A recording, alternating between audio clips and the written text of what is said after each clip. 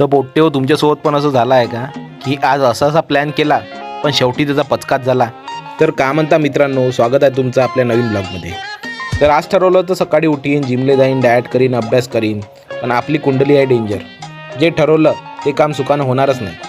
तसंच सकाळी उठलो आणि सकाळचं पहिलं काम म्हणजे ऑगिली फिरवणं. तर फिरवाचं नाव घेतलं तर भाऊ राहते फुल जोशमध्ये. कधी कधी असं वाटते की त्या ऑगीकडूनच आपल्याला मोटिवेशन घ्यावं लागेल करायचं. तसंच त्याला गाडीवर बसून गेलो ग्राउंडमध्ये.